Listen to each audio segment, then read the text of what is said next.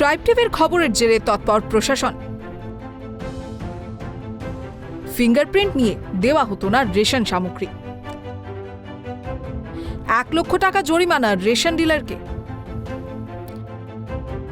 Fingerprint নিয়ে slip দিলেও দেওয়া হতো না রেশন সামগ্রী। দীর্ঘ 2 থেকে 3 মাস ধরে চলছিল এই বেনিয়ম। রেশন ডিলারের বিরুদ্ধে বিডিওর কাছে ডেপুটেশন দেন এলাকাবাসীরা, এমনকি ব্লক দপ্তরের সামনে বিক্ষোভ প্রদর্শন করেন। সেই খবর প্রচারিত হয় সংবাদ মাধ্যমে। তারপরেই তদন্তের ভিত্তিতে রেশন ডিলারদের বিরুদ্ধে কঠোর পদক্ষেপ।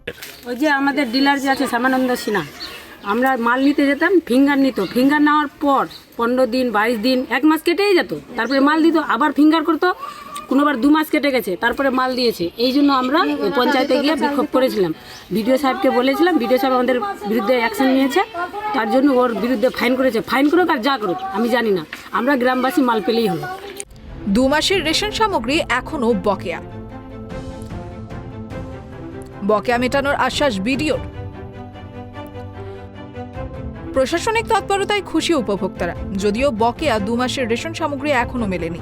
এই অভিযোগ কানে যেতেই দ্রুত বকেয়া রেশন সামগ্রীও পেয়ে যাবেন উপভোক্তারা, আশ্বাস প্রশাসনের। হ্যাঁ, এখন ওরা রেশনের ঠিকঠাক ব্যবস্থা করা হয়েছে। 2 মাসের যে রেশন পাচ্ছে না সেটার জন্য আমরা ব্যবস্থা নিচ্ছি। এটা খাদ্য দপ্তরকে জানিয়েছি, ওরা ব্যবস্থা নিচ্ছে বলেছে। মালদার হরিশ্চন্দ্রপুর 1 নম্বর ব্লকের বড়ুই গ্রাম পঞ্চায়েতের বিশনপুর এলাকার রেশন ডিলার শ্যামানন্দ সিংহ।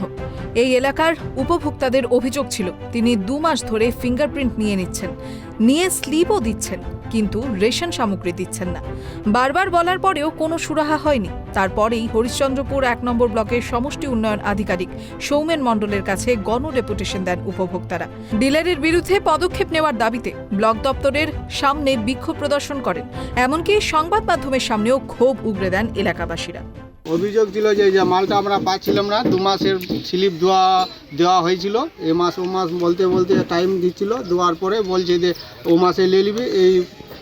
তারপরে ও মাসে দিল না। তারপরে মোটামুটি 3 মাস পরে, 3 মাসের পর আবার আমরা বিডিওকে বিক্ষোভ করেছিলাম, জানাইছিলাম।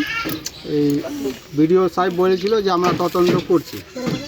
তো এক পর্যন্ত মালটা আমরা পাইনি, এই জন্য এই 2টা স্লিপের মাল আমরা পাই। সেই খবরে প্রচারিত হয় সংবাদ মাধ্যমে, আর তারপরেই বিডিওর নির্দেশে তৎক্ষণাৎ তদন্তে নামে খাদ্য দপ্তর। এলাকায় গিয়ে উপভোক্তাদের অভিযোগ শোনেন। একের পর এক অভিযোগ শুনে কার্যত চক্ষু চড়ক গাছ হয়ে যায় প্রশাসনের। তারপরেই তদন্তের ভিত্তিতে পদক্ষেপ ডিলারের বিরুদ্ধে। শোকজ করার সাথে সাথে করা হয়েছে 1 লক্ষ টাকা জরিমানা। আমরা আপনাদের রিপোর্ট অনুযায়ী আমরা তৎক্ষণাৎ যাই ওখানে, ওনার দোকানে। ওনার বিরুদ্ধে প্রচুর ইরেগুলারিটিস ছিল, যার জন্য আমরা রিপোর্ট করি। সাথে সাথে এসটিএফএস স্যার আমাদের রিপোর্টের করে ওনার রিপোর্টের উনি অ্যাকশন নিয়েছেন। ওনাকে 1 লাখ টাকা জরিমানা করা হয়েছে। যদিও ডিলার শ্যামানন্দ সিংহের ভাই রাজু সিংহের দাবি 1 লক্ষ টাকা জরিমানার কোনো কাগজ তাদের কাছে এসে পৌঁছয়নি। এর আগে তারা 50,000 টাকা জরিমানা দিয়েছেন। না না না না না 50,000 টাকা ফাইন করেছিলেন এর আগে? হ্যাঁ, জমা করেছিলাম আমি।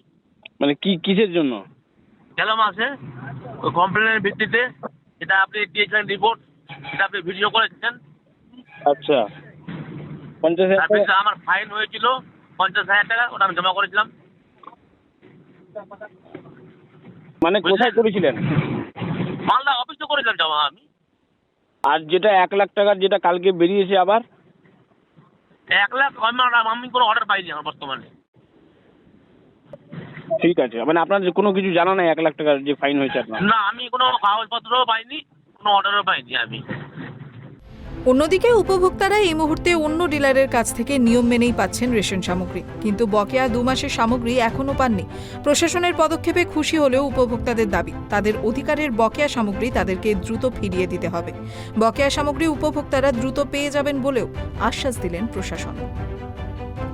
মালদা থেকে রুহুল আমিনের রিপোর্ট, ট্রাইব টিভি বাংলা।